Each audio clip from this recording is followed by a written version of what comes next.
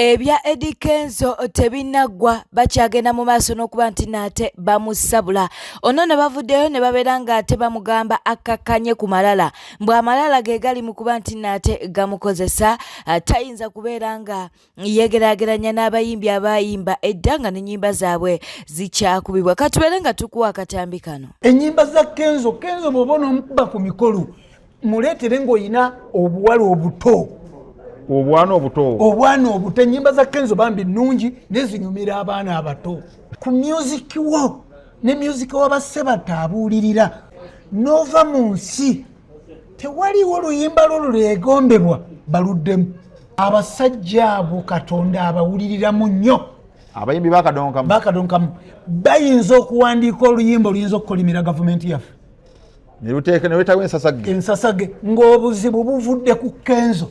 Ekyaleetera Obote obuzibu gawalagana mu nkoola ndujjukira era bagenda okuluvuunulira Obote nga gundi baligidde nga yadduse dda yagenze mu nsiko. Abayimbi bakadongukamu beegendereze. Bayinza okuleeta ensasage ng'ate tebalwanye. Bajja kuwandiika buwandiisi luyimba lucyankalanye eggwanga.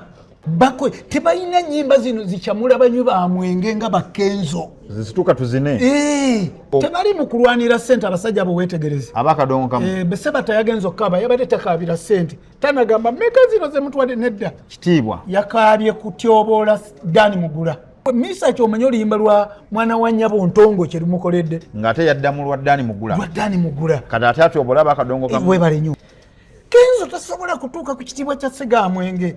Kenzo kyasinza Ssegaamwenge kati kugamba nti waliwo ebivvulu by'ebyobufuzi NRM najja abeera ku kituuti nga yakulidde n'afuna ensimbi. Bo bali mu mudido gwa ssente bambi bagundi bakazibwe kapo ebyo tebabifunye. Bali mu ssente ez'amaanyi kati be basajja abaduuze. Juzi bamuwadde bilioni 5. Kenzo aguze Munyonyi agimazeewo. Naye taata oguze naye ate nze siyinza kukuwa ekitiibwa nga bwe nkiwa Ssebata.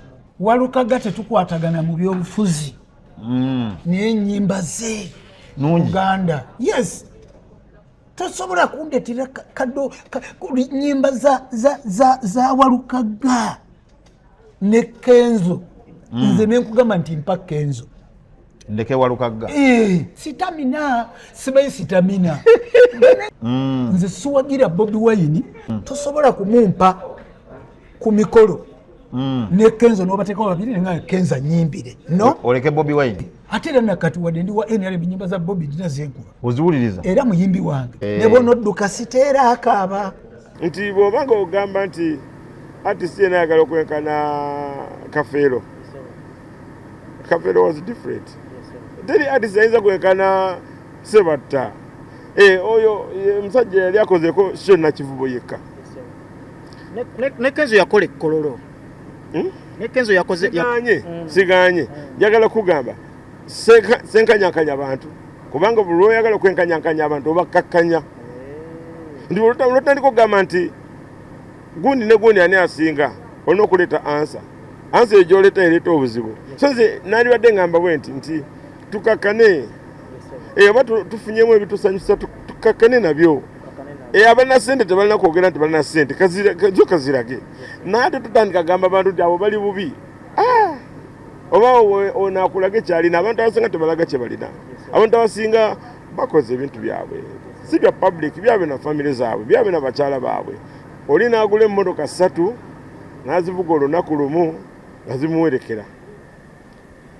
In the long run zijja kunywa amafuta. In the long run basasula azivuga. In the long run ne bwobeera n'emmotoka 10 toyinza kutuula mu eno n'otuula ne mu eno ne zitambula mulundi gumu. Byolina Katonda byakuwadde ekyasobola bitwala. Bweteyongerayo ebya Bruno K nabyo munnange si birungi eno.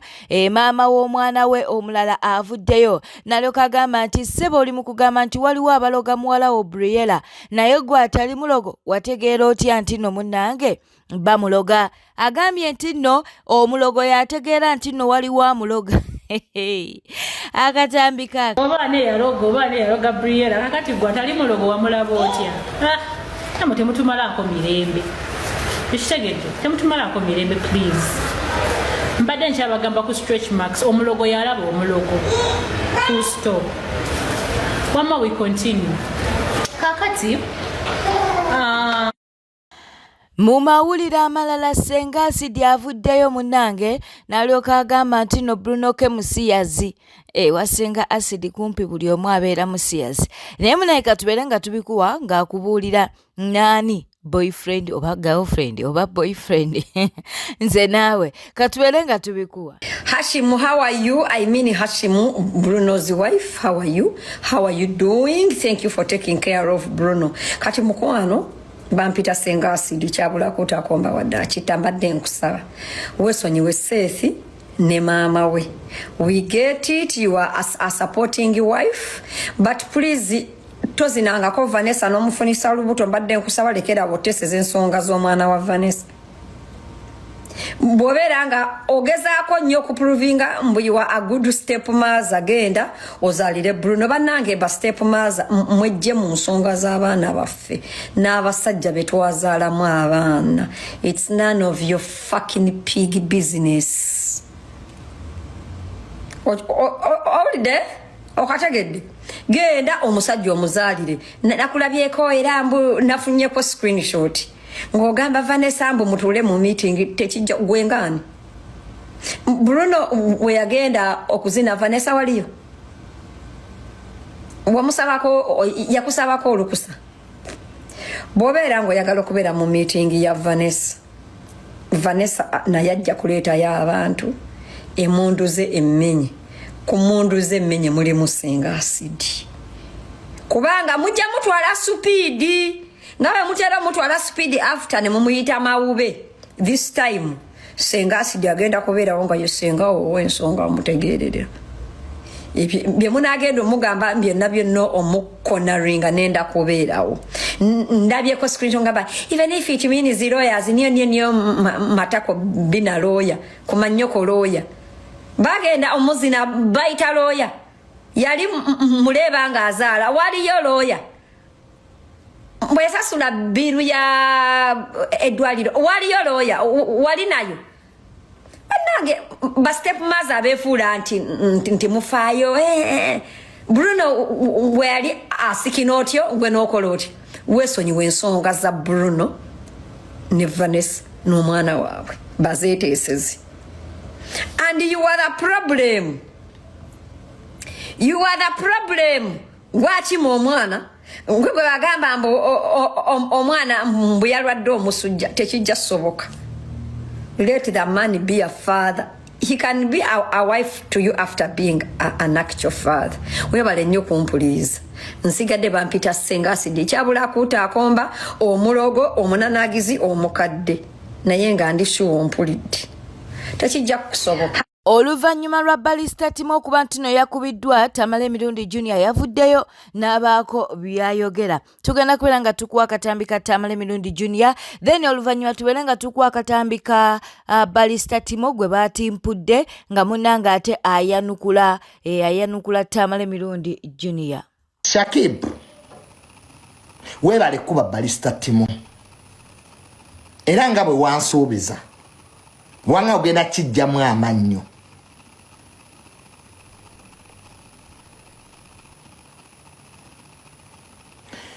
Kati gwe Balista Timo otunda caayi n'okulya capati z'Abawarabu. Wabadde olowooza osobola okuba Shakib? Bwe bityo bikonde bwe byabadde nga Shakib akuba ki Balista Timo. Eriyo Sekadamu omulala ayagala okujja alwane. Nze kati gyabategeka ekikonde nga nkuba kana akavubuka akake Dubai ako kakatisiyoji. Njagala Mwangi ontegekere ekikonde ne katisiyoji kakube ensonda eyo. Kati ngawe bakubye Timo, Balista Timo, kati katisiyoji abajja. Nze kati jakuba kakatisiyoji. Kabera kavuma gavumenti tukakuba ensonda eyo. So ndowooza bambi mukitegedde ekikonde ekiddako kyange ne CUG bivubukamu ebiri e Dubai ebivuma abantu tugenda byesasuza. I think this is the only way we can really discipline these boys. CUG, Barista Timo, muvubuka kyo mulala avuma nyawe Dubai. Moje twekube ebikonde. Adamu gavubuka mwageni UP. Dogo Nelson nawe jangu luombuye. Jangu ekigula lujjo kikolereko wano. Omaze obudde bungi ng'otubulira amawulire amafu. Kati kamu odde mu bikonde lumbuye. Toyina matu. Onaawuliriza ki? Junior wano osiiba otuvuma. You know? Simanyi lwaki munyiiga nnyo mwana. Abantu abasinga ebibaluma e Kampala bintu bitono nnyo. Omuntu omulaba ng'ashayinize muleke eyo moment ye. Okitegeera bro. Tetwenkana. Ebibatto ebyenkana bro. Oshayininga nange ne shayininga fena ne tubeerawo. Okitegeera ne ku shot yabaddeyo. Kitegeeza akasajja akalina ku mutima. Shakibu oswaza Zari olinga amatako. Kati Zari yazze nno. Gwe babadde baswaza yazze. Mugaya ne mweteka kuba ne mwefula nti muli mikwano gyawe kuddiru ki? Ngoza Zari tamanyi mikwano gye. Tamanyi balina mugambako. Tamanyi balina mubuulirira. Abantu beteeka mu butaala mwane mwagala okweteeka buli wamu. Mwana fa abantu amola balaka kale ene Uganda muinamu amaanyi. Nemwe senga tubambala mumwe senga twabasanya oda senga temukyayogera bro. Tusobola okukwata wano wiiki emu bweti. Bajjo wuno si musanyufu agambye nti gavumenti ya NRM kyeyagala mu bantu oba mu bannayuganda ejja kubeera nga ekifuna. Ono n'agambye nti talaba nsonga lwaki omuntu aba yeegulira ettaka lye n'azimbako ennyumba ye ate kati mwagala kubeera nga mubimenya. Bajjo agambye nti ssaawa yonna gavumenti eno egenda kubeera nga ate enyiga epensa ekyamu. Osobola okunyooma abantu n'obajooga n'okola buli kimu mukatangula social service lizanyirangako. Omuntu bw'omumma eddagala yeekyawa, omuntu bw'omumenyerawo okusula yeekyawa, omuntu bw'omutwalira bizinesi kali ebintu ebituufu. Gavumenti bw'era ennyo mu buyinza eteekinga abantu for granted netandika kukozesa kamanyiiro. Teri tteeka lyandiyise mu parliament nga bannayuganda tebalikkiriziganyizzaako. Kireyo ku Nandutu wale. Nandutu alina mugazi national issue ku Nandutu. Twala nawe wawunga. Buli teeka erifuluma mu parliament bandibadde basooka kulisomesa. Bandibadde balita ne mu constituency. Njagala ondage etteeka ly'okumenya amayumba, etteeka ly'okumenya simanya kugoba abantu ku nguudo. Oba omuntu gwe wagoba yali akimanyiko nti baali bagenda mugoba. Singa ojja n'osomesa abano nga twabawa warning, twabagamba etteeka ligenda kujja, ne baba nga bakimanyi, ne bagaana buganya osobola okukozesa force. Naye bano abakola obukozi ebintu babe nga batuddeyo gye baagala. Is this a country? Mulowooza Uganda neefuuka Rwanda? Ayo tabavuma. Ate nvumi eki? Nvumi ani? Tontiisatiisa nawe nvumi ani? Ikaikana. Nzikagonzi kakanya. Gomanyi obulumi. Wali okuze ku ttaka. Kati njogera ng'omuntu agula ettaka. Mpayo ettaka olina amataka ameka. Gomanyi ekitegeeza ne bajja batwala ettaka lyo wagula. Gomanyi nti abantu abagula ettaka bamu basonda bakadaama basonda busente bwabwe. Bakomba bokisi z'abawalabu. Balya bigaze. Babona akadaama n'aweereza obusente b'emiliyoni 5 bamugulira kalutwala akataka kakadaama nga yava Uganda omumi omulimu agenze Uganda asonze obusente bwe abuweereza ate omugyeko ettaka. Is that fair? Twebase badduka b'omulundi guno bwetayogera ebintu bino biruma eggwanga ligenda kufuna ekizibu nga temumanyi. Ffe katubalabule bo bakole empaka bakole ebintu byabwe ebyekisiru naye nga ffe bannabbi toogedde. Buli mulembe Katonda ateekawo babbajjo abatalina kye batya. Mwekibatiza mweti kubanga ne bonootya era embeera ejja enyigiriza ggwe. Kubyamu akafaananyi omwana we yagenda komba box asonze miliyoni 5 aguze akatake ke mukazi wattu okatutte omuntu yagenda kulowooleza ki? Embeera muyina amapeesa ge munyigaga akatonda mujagalaba. Omuntu yenna ali emabega wano yakowa President Museveni okusookera ddala.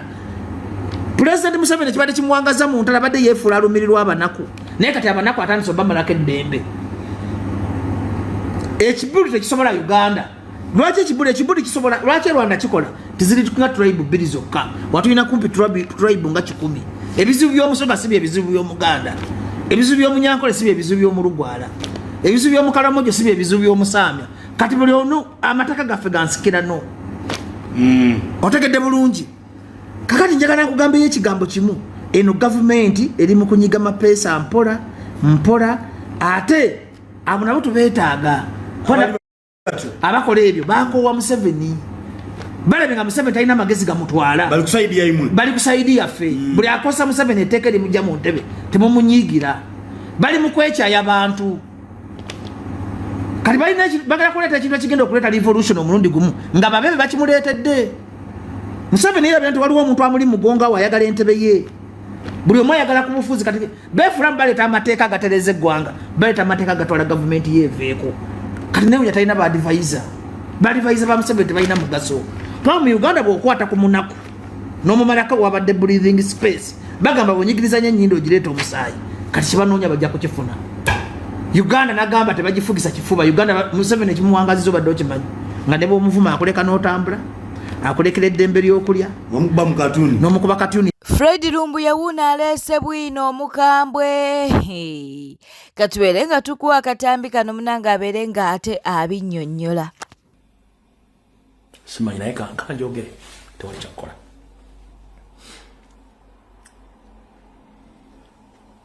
nafunye label sources ezisukka mu 6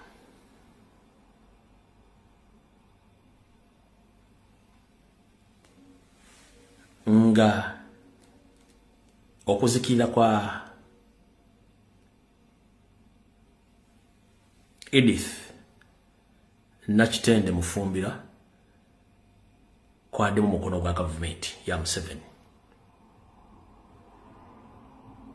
kwabadde mu mukono gwe which nti omuntu omulala kirabira mu ange endala ayinza okukiwakanya nga bulijjo bakola ne engeri obulwadde bwamwangwizaamu bwabadde mu mukono ogw'omwekusifu gwabaddemu ekyo nakifunye mu label so nensoka nenkireko okuzika kole kikubira nakani nkyogere bale sala kyogera naye nga kwali mukono gwa gavumenti ekola ki okumwanguyako ekyo mukama onsonyi okifulumya naye nga bwe kityo bwe kyabadde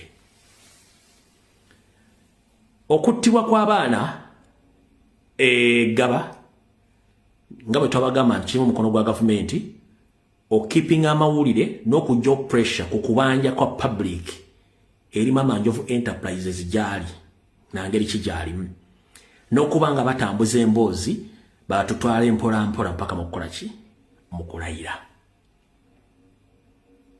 kubanga mbadde bataddeko pressure nga mwagala Mama Njovu Enterprises ali luddawa bino byonna ebyogenda ekyankwanzi byonna bya nentale zibadde zonna zibadde manifested nga ziri staged kubanga bali balina ekintu kye baagala baagala Kristi basindikize ekintu kino kituuke mu kulayira then balaba ekiddako ebifaananyi byonna bimula bitambula ebisinga obungi si bituufu babiteeka obutesi kubuzaabuza bantu olw'ensonga nabo balina ekibagoba naye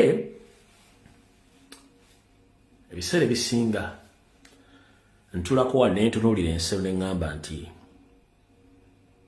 Katonda alyoka natte kweka emitima n'endowooza z'abantu tosobola kutuula ggwe ng'otudde mu ddiiro lyo nga kyolowoozaako kutta bantu gw'osobola okusurvivinga ne generation esurvivinge nga gwe kikunyumira nnyo okulumya abantu bano abantu naturally baagala nnyo okulumya abantu ye lyessanyu lyabwe nti ye afunda nnyo mu kulumya omuntu ye lyessanyu lye okitegeera liri essanyu lyabwe kulumya abantu kubateeka mu depression bo nga bayisa ebintu byabwe okutta si kizibu kyabwe ate bavayo nga beekaza kati y'ensonga ena mu maaso n'okuteeka kkooti ogitwala eri mu bagitutte mu bantu kati nno kambategeeze nga n'okuttibwa kw'abaana tekunnabeera Museveni yalina okubeera ku kanisa eyo nannyini ssomero ebyo yalina okubeerayo nga 28 yes 28 omwezi guno nga n'okuttibwa kw'abaana abo tekunnabeera Museveni yalina okubeera ku kanisa eyo ennaku z'omwezi 28 buuza abali munda bagenda kugamba Museveni yali yakonfaminga okubeerayo nga 28 before nga tebanatta baana abo Museveni yalina okubeerayo nga 28 omwezi guno gwennyini ndoza ne basetting nga batta abaana Museveni ajja program then basindike court wali bakole creating diversion zaabwe okuba nti bapicking public interest mu mawulire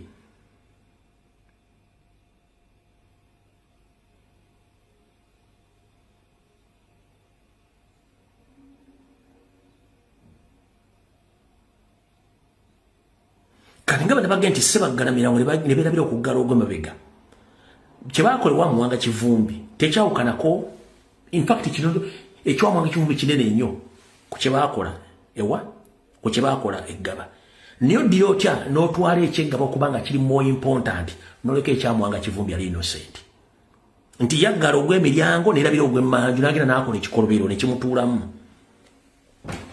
okira bulungi nnyo ebintu bino byonna biwera script babiwandiika ne babiteekawo mwe nga mulowooza nti ebintu bino biri nnomo tebiri nnomo eriyo ttiimu etuula okuteeka ebintu bino bibeere obulungi nnyo okubalowooza nti biri nnomo naye nga tebiri nnomo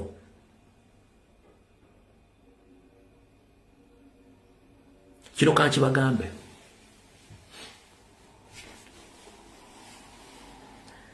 ekituufu kiri nti batusindiikiriza kugenda kulayira naye ng'oba oyagala oba toyagala either this year or next year before June waliwo ligimu change either in our favor or in their favor